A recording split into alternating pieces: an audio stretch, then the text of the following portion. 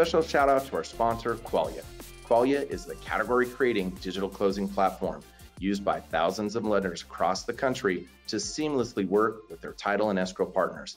By working better together, Qualia is powering lenders to deliver a differentiated closing experience for their clients.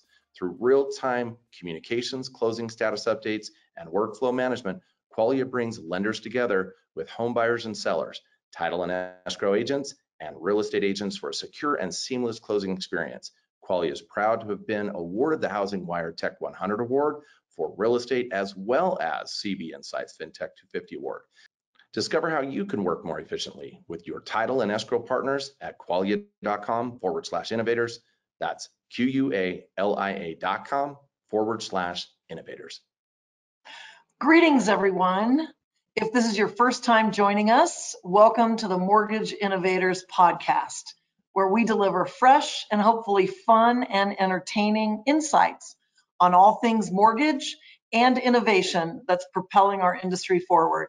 My name is Margaret Chiavini. I am with Caliber Home Loans, and every Tuesday you can find our rotating group of co-hosts, or what our producers have dubbed the Innovative Five, who all share their own unique experiences and perspective and connection to the industry. This week, it's an Italian episode. Dan Cantanella and Margaret Chiavini are here. And Dan, it's great to see you. You as well, Margaret. It's been a couple weeks. Yep, always great to have a paisano with me. That's right. Hey, Dan, so this week's episode is extra fun, and I think our audience is going to love it. It's all around building efficiencies and at the same time enhancing the customer experience. And I think it's so important as we're moving in to what we believe is going to be a market where rates are going to go up. Volume is likely going to go down. I know the MBA is making some pretty significant forecasts for a drop in refinance, and it's more important than ever to be efficient. So I know one of the areas that you love to talk about, and that's near and dear to your heart, is sort of this whole idea of converting analog processes to digital. Will you talk to us a little bit about that? What does that mean? And then what could it do for us? Sure. So, the way we look at it at Finance America is always really trying to look at various opportunities, whether that's, in the customer experience or downstream into your operational front, or maybe even some bottleneck that is impacting your sales cycles. So I would say, there's a couple things that here at Finance America that we're constantly focused on. One is around really looking at anything that you would define as analog. And what I mean by analog in this context is really something that is not in kind of raw data format that you can utilize to, whether that's automate different things or surface things to your sales and operations team so that they can really make their lives more efficient. So a lot of what we're doing is around data extraction. So looking at paper documentation that we receive or ingest into a PDF or some electronic form, really taking those documents, not only classifying them, but also extracting data off of those documents and utilizing to build the efficiencies through the process. So, could be leveraging that as borrowers are uploading their documentation, to satisfy different conditions in the underwriting process. And really, taking that data off of documents. Maybe you're, automating income calculations, evaluating, assets, things of that nature that you can then, whether it's simply populating that data into your loan origination, point of sale systems to create downstream efficiencies there and reduce the need to kind of stare at documents and input data, whether it's really from an ongoing QC standpoint. From the beginning of time, really if you look at and do time studies on your underwriters or processors, they spend a ton of time just staring and comparing documents. Maybe you're comparing your AUS findings to your LOS data, or an appraisal document to LOS data, making sure that those data sets really match and coincide. If you could utilize this data extraction technology to really extract the data from the documents, do those simple comparisons that does take high paid processors and underwriters time, you can really reduce your overall human capital need to do those more mundane tasks that technology now can facilitate. The other one that we're looking at is natural language processing, which really is the ability to take strings, mass data sets of text, we'll just say, and really break that down into different fragments, so that you can basically put it in a structured data set and ultimately analyze it. So I'll give you kind of one example that at least recently resonates with me is survey data. So every loan we fund, like pretty much everybody in the industry, we survey our customers, and we ingest that survey data back, and we do natural language processing evaluation on that.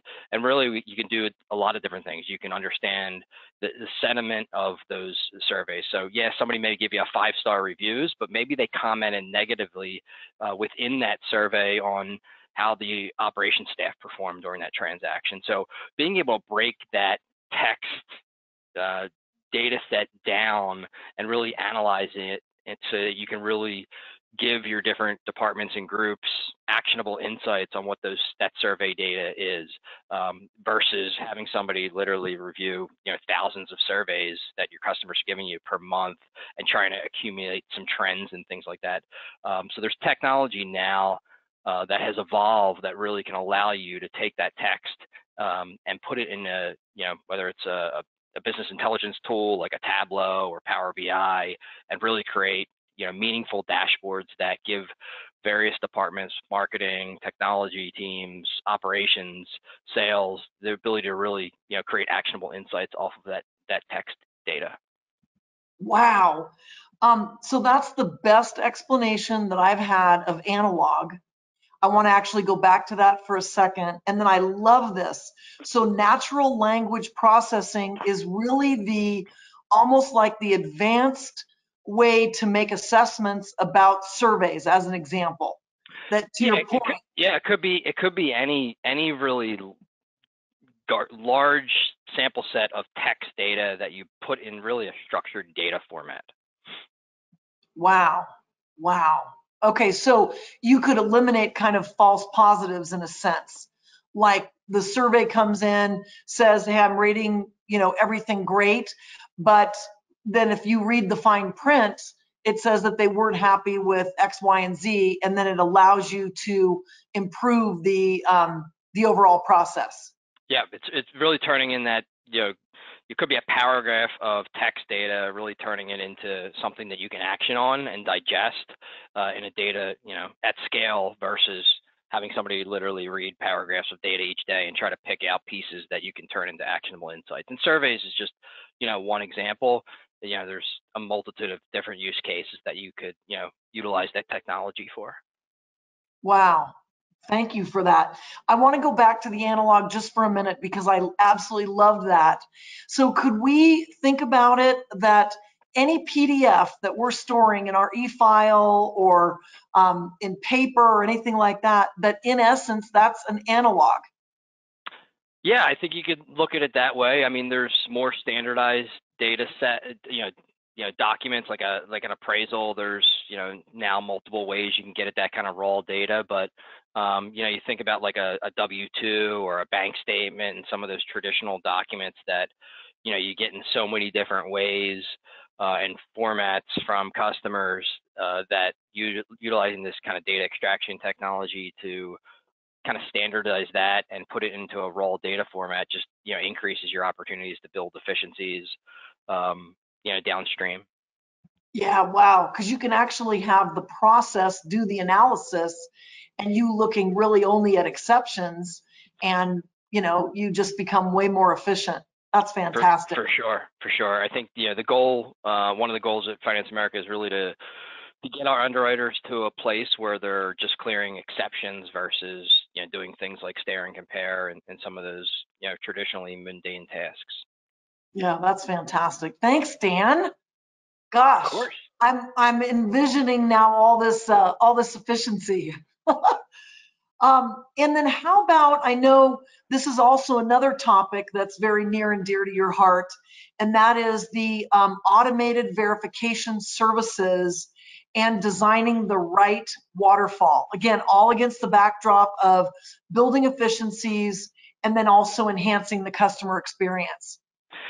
Yeah, so I'll comment on a couple things there. I think most of the people have been ingrained. Most of our industry has now been ingrained into Fannie Mae's day one certainty, AIM's asset and income modeler, and really taking advantage of those services. And now those services are going well beyond just kind of agency loans, and you're starting to see private investors start to accept those verification services, whether it's verification of assets through Form Free or Finicity or some of the other players out there. But really, if you look at the incomes and employment side, really, since these services were released, there's really only been one game in town, and that's been Equifax and the Work Number. What I would encourage everybody to do is start really making sure that they're keeping the pulse on these services, because there is a lot coming in the next 12 months as far as additional services that you can layer on top that may be at a lower cost than the traditional Work Number services. And ultimately, what you want to do when we talk about building kind of this waterfall effect is, we look at it and you want to typically start with, you want to go most digital, least costly first, and then work your way down through these services. And really, I haven't seen anybody in industry that has been working to build this, knowing these services are coming. So I would encourage everybody, if you're working with a point of sale provider or a loan origination system, I would encourage everybody to start having these conversations, knowing that these additional services are coming. One of the services that's going to be, I would say in the next 3 to 6 months is going to start to be widespread is what's called Payroll Direct services. So what Payroll Direct really is a way for, similar to assets. So, if we go through the assets flow today, most solutions are you're asking the borrower to basically put in their bank, select their bank account, put in their credentials, and now you have a link to their, asset bank account. So you don't have to ask for a bank statement. On the income and employment side, Payroll Direct will follow a similar path in most cases, where you're going to ask a customer to now select who their payroll provider is. Maybe that's an ADP, and then they're going to put in their credentials to link to their payroll provider, and then you'll have really a direct link to not only their bank account assets for a period of time, but also their payroll provider to get direct source data. So those services are coming, and I would just encourage everybody to think about how you really look at layering on all those services so that you could start taking advantage of the most digital, least cost effective, or least costly first, and then working your way down to, obviously finally paper, and potentially leveraging something like data extraction technology to extract that data off of those paper documents that your borrower is supplying, and ultimately end up in your point of sale or LOS system in a digital format. So most vendors, like I said, I don't see anybody really building this all-encompassing waterfall. But if you want to start getting to the point where you're tapping into these services and getting 90% plus hit rate on all your customers that want to go down this path of not trying to comb through their computer and files for these paper documents, these are a great way for you to start thinking about what the future is, because like I said, in 6 to 12 months, these will be widespread services. And I personally think that assuming your customers are willing to engage, you should be able to get to a 90% hit rate across the board where we don't have to ask these customers for paper. And we're also starting to see some of our branches getting into the habits of telling their customers that they literally have to go down this path, whether that's linking their bank accounts and or making sure that we can get these income validations as well, so that they don't have to go back and forth and ask, constantly ask their borrower for updated bank statements and things of that nature, when these services can really tap into the direct source data. Yeah, that's fantastic. And wouldn't also the mortgage innovators be a tremendous resource to be able to see, what's available in the market for the originators to go? And as you say, I mean, you're 6 to 12 months, that's right around the corner. And so to be able to go out there and see what's available, and I like how you said start with, the most digital, and then the least expensive, and then, go from there. That's right. Yep. So that's what we're looking at, and we're working with some of our vendor partners to make sure they're thinking the same way, and obviously the agencies are in the process of approving a lot of these services, so they're all coming to market. And like I said, I just encourage everybody to, if you're working with a partner, have these conversations and make sure that they're thinking about that same process flow to support this effort that's coming very shortly. Yeah. You know that every month we're really lucky to be able to visit with Qualia and to be able to hear about what they're doing, all the ways that they're innovating in our industry. And this particular episode, we are very lucky to have Philip Carter with us. Hi, Philip. Hi, Margaret. How are you? Great. We're so glad you're here. Wasn't it fantastic, the conversation with Dan on really the process of converting analog to digital? I thought it was fantastic. Dan, you did a really great job of highlighting some major things that we're seeing in the market right now. Two things that really stuck out to me, your phrase of staring and comparing at documents, and I'll talk about this here in just a little bit, but essentially what we're seeing with Qualia is so much analog work happening, and staring and comparing, it seems to come up all the time, in the sense that we are trying to help work around that, so that either staring and comparing becomes a little bit easier until technology comes up and takes its place, but also just you're seeing how much work people are doing to try and accommodate the amount of loans that have been processed over the past 2 years. And then the other thing that I saw, or I love that you talked about, was the idea of how to approach the waterfall of technology, if you will, how to prioritize technology investment in your company, specifically starting with kind of that most digital, least costly first, really going with the lowest impact to the actual operational part of your business, but with the largest effect with that low impact. So I thought those were really, really great points. Thank you. Hey, Philip, just a question for you. Where have you seen the greatest analog inefficiencies in the closing process? I think because I think we all agree we have to be more efficient. Sometimes I think, though, as an industry, we need help in understanding where is the biggest inefficiency to tackle. So from your point of view, and really what you see from a Qualia perspective, where is that in the closing process? Yeah, so that's a great question. I think part of my answer requires going into a little bit about just a quick refresher of Qualia's history and our place in the market. Since our inception, Qualia has become essentially the leading provider of closing management for title companies end to end.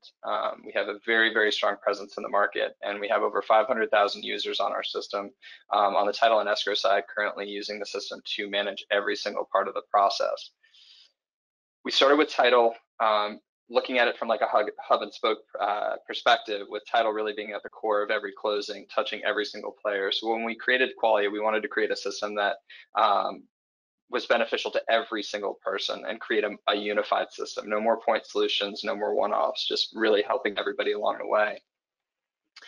And so as we evolve the product, we have started working with lenders and created technology for lenders to benefit from this presence of title companies on our system currently managing the process. So to answer your question, really where we see some of the greatest inefficiencies are just inherent in that title lender relationship period, starting from order management all the way to post-closing. You're seeing a lot of analog work when it comes to it. So it's essentially so much is done through email, so much is done through phone calls. There are point systems involved, but they're disparate. You have a lot of individual title companies or individual lenders using their own portal. So you're seeing a lot of portal fatigue, right? So what happens is, especially like in the past year and a half, what you see is people just trying to keep up with demand. They're just trying to keep up with the number of loans that they're processing, especially with interest rates so low and margins shrinking. The volume is key. So how do you keep up with that? Well, in any situation when we're under stress, we go to what is comfortable, to what we've done before. And we're seeing that throughout the entire process with these lenders. And so what they're doing is just going back to relying on email, hand keying information into their LOS, kind of using their LOS in a way that works well enough alongside those emails and phone calls. So this starts with title order management, where basically you're ordering title via email, via phone call, all the way to sending post-closing documents, closing packages and post-closing documents in email attachment form, encrypted or not. Their own risks involved with that. But then you're also, obviously they're getting them in the mail, as we see investors are still requiring wet signatures, still requiring original copies. Hopefully, that will start to change, and we'll start to see investors collecting digital copies more and more across the board. But until then, you're still seeing a lot of, Dan, as you talked about earlier, paper just being involved, just mountains of paper. And so just that relationship creates a little bit of tension, because you're constantly relying on the other party to get documents back in time, right? For example, if you look at, in the post-closing side, if you look at documents going over to the investors ultimately, well, they're imposing fees if those documents are late. And we saw a ton of fees incurred throughout the pandemic and throughout the low interest rates, because title companies were struggling to keep up, and lenders are struggling to manage their collection of documents, because again, all manually reaching out to them via email and phone call. So that's really across the board, just taking a huge step back. That's where we're seeing those inefficiencies. Now, on top of that, I mentioned earlier the kind of the portal fatigue and the individual point solutions. Again, it's a step in the right direction, but what it really doesn't solve for is, holistically the entire process end to end, right? If you're going to implement technology and move away from an analog process, you need it to be truly efficient. If you're creating digital processes that take just as much time or have just as much inherent disorganization, then we've got a problem. So what we're really trying to solve for here with Qualia, and what we've done a great job of doing, is helping lenders manage that process and title companies manage that process from end to end through one unified solution, all while operating within their LOS. Wow, that's great. The title of this episode is, building efficiencies and enhancing the customer experience. And I like what you said about, first of all, looking to see where it's very inefficient, and then what you can do to make it efficient. Talk to us a little bit about what does that look like in terms of enhancing the customer experience. So ultimately, how does the home buyer benefit from the improvements that the efficiency happens for the lender? What's the perspective from the homeowner? That is a fantastic question, Margaret. Essentially, lenders are really often the main point of contact for consumers during the mortgage and home closing process, right? Home buyers are always going to them and looking to them for all the answers. They want to have support throughout this. The human touch element is always going to be necessary, regardless of how digital you make this. But so consumers, in that sense, consumers are really seeking clear information about their closings, and they really want more information during this process. We actually at Qualia, we did what we call the Home Buyer Sentiment Index. There's a really great blog post about this on our blog. But we really went out to the home buyer market to figure out where they stood in terms of what they wanted and what their experiences have actually been like. One of the things that we found was that lenders have traditionally really struggled to easily get closing information in a timely manner, just due to the complexities of working with a variety of different closing partners, right? I talk to post-closing teams every day, and now processing teams every day, now that we also handle order management.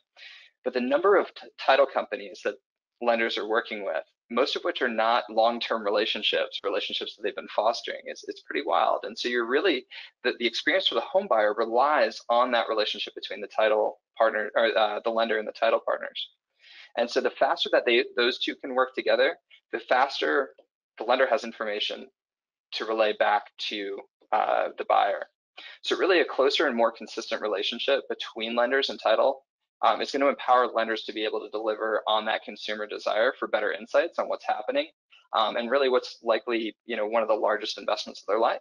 This is huge. It's extremely stressful for them, and they want to have information along the way. I know I went through that. I was probably as annoying as it gets throughout my entire home buying process. So I get it. We really need to enable, and this is what we're doing here at Qualia, is enabling title companies and lenders to work very closely together. So that process is done as quickly as possible, and the home buyer feels very confident that they're getting all the accurate information on time. Yeah, I know. I think we all feel so much better when we know what's happening. So I think that's very insightful. Hey, Dan, anything that was sparked for you, or anything that you think? Yeah, I love the transparency that Qualia is focused on. The more transparent you can be with a customer, the better off both parties and all parties involved will be. And I've actually had a direct experience with my own transaction recently with Qualia, and just being able to see the steps along the way and throughout the closing process was it saved, honestly, multiple calls to the lender, the title company, to make sure I was in the loop of what was happening next and what I needed to do as well. So I love the transparency factor, and it's a big benefit. And when you talked about, hundreds of different title companies, I mean, Finance America's got a very large distributor retail front, and I can totally attest to that statement is absolutely true, especially in, when you got a real estate agent that's a lot of times pushing their relationship with the title company, and in the purchase market, you're using their title company. It's a pretty short conversation. So when you're dealing with that many title companies all over the country, and like Philip was saying, no relationship, having a technology like this that can be consistent and you can give your customer that consistent, transparent experience regardless of title companies, it's a big win for lenders. Yeah, absolutely. Wow, that's great. Yeah, and go ahead. No, go ahead.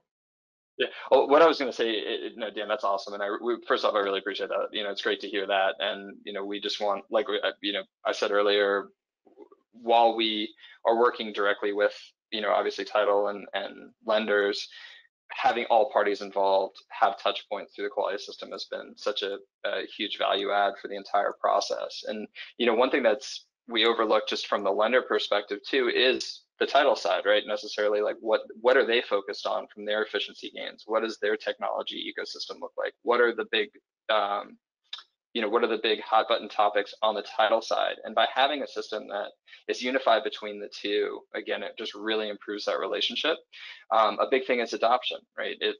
You can have a great system on the lender side, but if title companies aren't adopting that, or aren't actually using that, or fulfilling requests through whatever system you ask them to, then you have major inefficiencies. So by having a system that really, both parties are accustomed to, or that's built out for both parties, it really creates such a better advantage for home buyers. Yeah, wow. Well, Philip, thank you so much. And Dan, thank you. What an awesome episode. Efficiencies, which are going to help our originators, and enhancing the customer experience, which ultimately is what we all really want. So, Philip, we look forward to visiting with you again next month and learning about all that Quality has done in 30 days. So, Dan, awesome. Thanks a million. And thank you. Take care. We'll see you next week. Thank you, guys. Thanks so much, Margaret. Thanks, Dan.